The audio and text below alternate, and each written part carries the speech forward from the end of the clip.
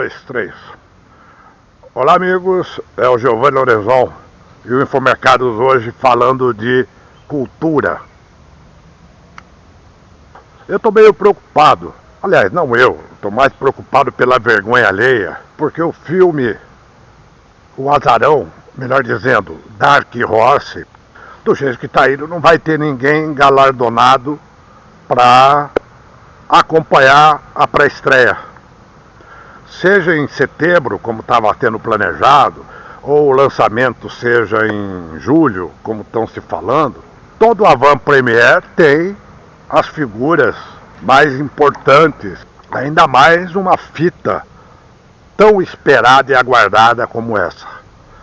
Que, aliás, não sabemos ainda se vai ser lançamento no Brasil, se vai ser um lançamento mundial nos Estados Unidos, até porque esse filme B é um filme falado em inglês.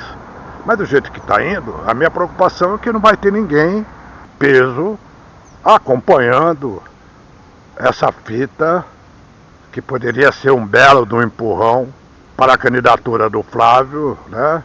Mostrando o pai dele totalmente defensor da anticorrupção.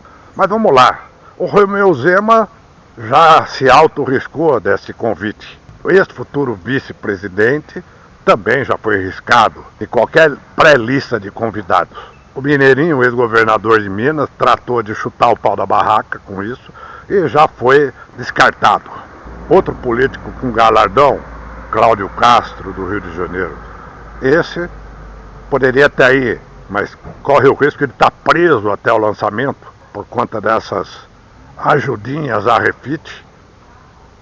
E, aliás, o próprio Cláudio Castro tem o dedo dele na Rio Previdência, né, o fundo dos funcionários públicos do Rio, com dinheirinho que foi para as mãos de letras vendidas pelo Banco Master.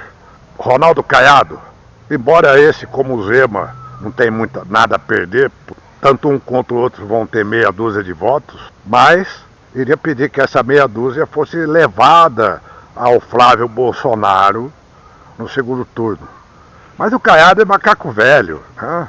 Tá na política há muito tempo. Embora já em fim de carreira, ele vai querer sempre mais alguma coisa, ele vai ficar na dele. Aliás, ele nem apareceu ainda para falar nada sobre essa lambança, né, envolvendo dinheiro do Vorcaro, envolvendo o Eduardo Bolsonaro, que não tem como viver nos Estados Unidos. E a gente então vai ver que o Caiado provavelmente não vai estar na fila, não. O Tarcísio de Freitas, esse é meio vaquinha de presépio e vai esperar as próximas pesquisas. Se lá na frente, na época do lançamento, na época da avant-premiere do Dark Horse, ele estiver bem posicionado para levar a reeleição em São Paulo, ele vai.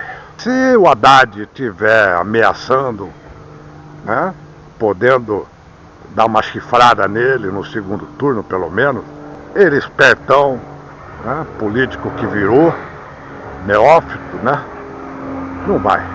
O Ricardo Nunes, prefeito de São Paulo, vai fazer o que o Tarcísio indicar. Ele vai assistir essa fita espetacularmente esperada, se o Tarcísio for. A partir de janeiro, o Nunes tem mais 2 anos de mandato.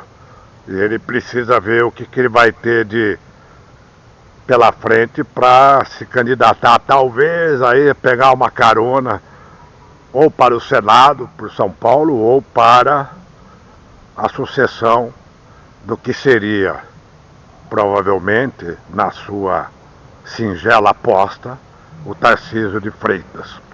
Dos ex-ministros, Ricardo Salles, esse já está arriscado, não conseguiu nem ser candidato escolhido por Bolsonaro para a prefeitura de São Paulo, não conseguiu o apoio da família para ser candidato a senador nestas eleições de 2026 e já teve o atrito com o Eduardo Bolsonaro esses dias. Provavelmente essa plateia, então, na avant-premiere, entre políticos, só vão ter os políticos B, né? Tipo Renato Marinho, líder da oposição no Senado, o governador de Santa Catarina, o Jorginho Melo, até porque ele não tem expressão nacional e está num estado quase 90% ele bolsonarista. A Damares vai. A Damares com certeza vai e vai sentar ao lado da Michelle. Entre os empresários do setor financeiro, esquece. Ninguém da Faria Lima. O Luciano Hang, o velho da Havan, será? Mas ele pode ir, porque ele sabe que o público dele, que banca o seu império, é um público bolsonarista, é um público evangélico. E a família Beira, da Química Amparo, que atende pelo nome IP. Aliás, por falar nisso, os posts com crítica à Anvisa lulista, a favor da IP, com gente simulando, tomando detergente, sumiram nos últimos 2 dias.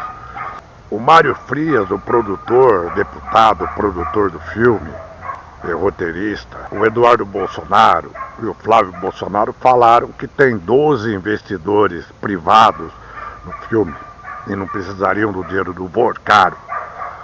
Será que entre esses 12 poderia estar a família Beira? Porque a família Beira foi um dos grandes doadores do Jair Bolsonaro. O Luciano Hang, alguns empresários rurais aí do Mato Grosso, pode ser.